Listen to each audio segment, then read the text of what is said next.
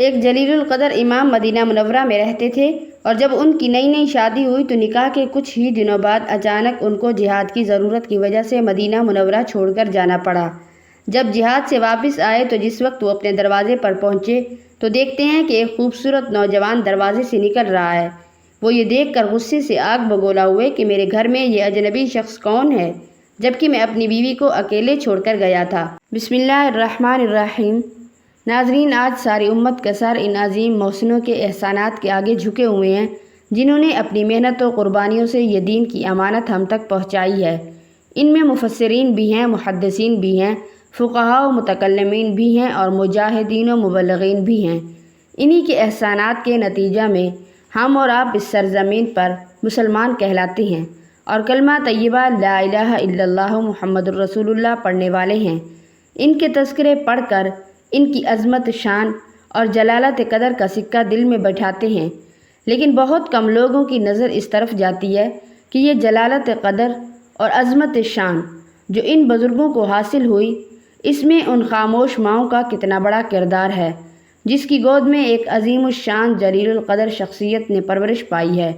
اگر دیکھا جائے تو جتنا عظیم کام اس امت میں ان محسنوں نے انجام دیا ہے، اس کا سہرا بکثرت ان ماؤں کے نامہ اعمال میں ہوگا جنہوں نے ایسی اولاد کی پرورش کی ہے۔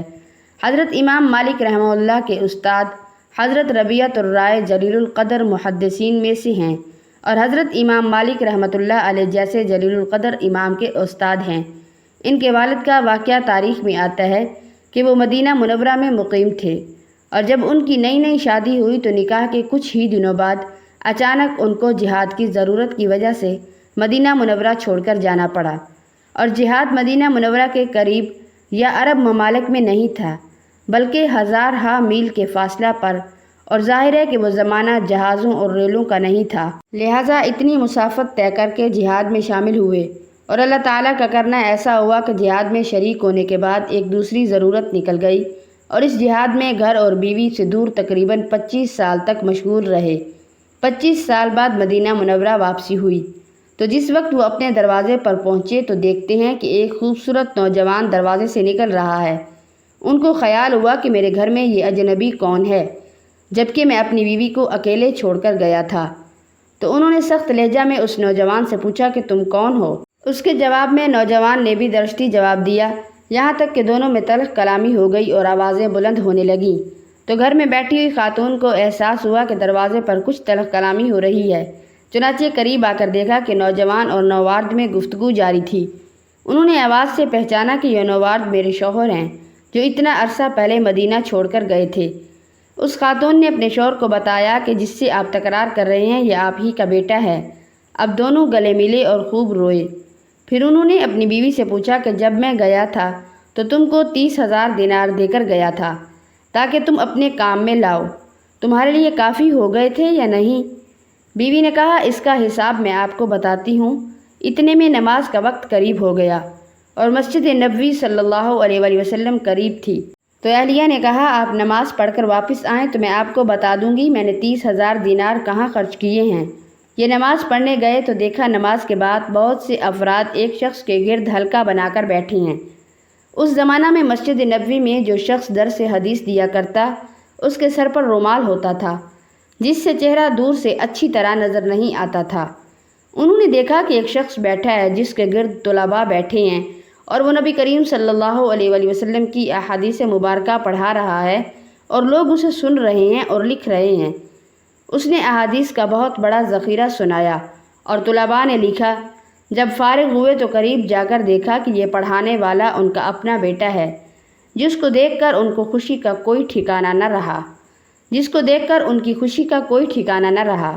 یہ واپس گھر تشریف لائے اور اپنی بیوی سے کہا کہ تو نے اس کو اس مقام تک پہنچایا ہے کہ ساری دنیا کے لوگ آ کر اس سے علم دین حاصل کر رہے ہیں۔ تو بیوی نے کہا آپ نے پوچھا تھا کہ آپ 30,000 دینار چھوڑ کر گئے تھے، تو عرض ہے کہ آپ 2 امانتیں چھوڑ کر گئے تھے، ایک بطن میں تھی اور دوسری 30,000 دینار تھے، تو میں نے ایک امانت کو دوسری امانت پر خرچ کر دیا اور اس کی اس طرح تربیت کی کہ آج مسجد نبوی صلی اللہ علیہ وآلہ وسلم میں اس کا وسیع و عریض حلقہ درس ہے کہ ساری دنیا سے لوگ آ کر اس سے علم حدیث حاصل کرتے ہیں۔ اس نوجوان کا نام ربیعۃ الرائے تھا اور انہی کے شاگرد امام مالک بن انس رحمۃ اللہ علیہ ہیں۔ آج لوگ ربیعۃ الرائے اور ان کے علم و فضل کے چرچے تو جانتے ہیں اور ان کے فضائل و مناقب کا تذکرہ تو کتابوں میں موجود ہے، لیکن جس ماں نے قربانیاں دے کر اور راتوں کو جاگ کر اپنے اوپر تکلیفیں جھیل کر اس کو تیار کیا، اس کا تذکرہ جاننے والے بہت کم ہیں۔ اگر دیکھا جائے کہ ربیعۃ الرائے کے مسلم و عرفان سے امت کو جتنا فائدہ پہنچا ہے، اس کا سہرا ان کی ماں کے سر ہے اور ان کے اعمال ان کی ماں کے نامہ اعمال میں لکھے جائیں گے۔ یہ وہ خواتین تھیں جنہوں نے ائمہ کرام کو پیدا کیا۔ ان کے تذکرے میں آتا ہے کہ انہوں نے اپنے بچوں کو کبھی بے وضو دودھ نہیں پلایا تاکہ یہ میرا بچہ جو دودھ پی رہا ہے اس کے اندر اعلیٰ درجے کے اخلاق پیدا ہوں۔ ان خواتین نے یہ اساتین امت پیدا کیے ہیں۔ خود ان خواتین کی تعلیم و تربیت ایسے ماحول میں ہوئی تھی کہ وہ ایسی قوم پیدا کرنے کے لائق ہوئیں۔ ناظرین، آپ نے سنا ہوگا فقہ حنفی کی ایک مشہور کتاب ہے جس کا نام بدائع الصنائع ہے۔ یہ فقہ حنفی کی بہت اونچے درجے کی کتاب سمجھی جاتی ہے۔ آج بھی کوئی مفتی اس سے مستغنی نہیں۔ اس کتاب کی تالیف اس طرح ہوئی کہ اس کے مؤلف جو ملک العلماء علامہ کاسنی رحمۃ اللہ علیہ کے نام سے مشہور ہیں، بہت بڑے عالم تھے۔ ان کے زمانہ میں ایک دوسرے فقیہ علامہ سمرقندی نے ایک کتاب لکھی جس میں اسلامی احکام طہارت سے لے کر میراث تک تمام مسائل جمع کر دیے۔ ان کی صاحبزادی جن کا نام فاطمہ تھا، وہ بھی بہت بڑی فقیہ تھی۔ تاریخ میں آتا ہے کہ وہ اپنے حسن و جمال میں یکتا تھی اور ان کے رشتے بڑے بڑے امراء کی طرف سے آتے تھے۔ علامہ سمرقندی نے یہ طے کیا کہ میں نے جو فقہ کی کتاب لکھی ہے، اس کی جو بہترین شرح لکھے گا میں اس سے اس کا نکاح کروں گا۔ چنانچہ ملک العلماء علامہ کاسنی رحمۃ اللہ علیہ نے ان کی کتاب کی شرح لکھنی شروع کی جو بدائع الصنائع کے نام سے مشہور ہے۔ جب علامہ سمرقندی نے یہ شرح دیکھی تو فرمایا کہ مجھے اس سے بہتر رشتہ نہیں ملے گا۔ چنانچہ انہوں نے اپنی بیٹی کا نکاح علامہ کاسنی رحمۃ اللہ علیہ سے کر دیا۔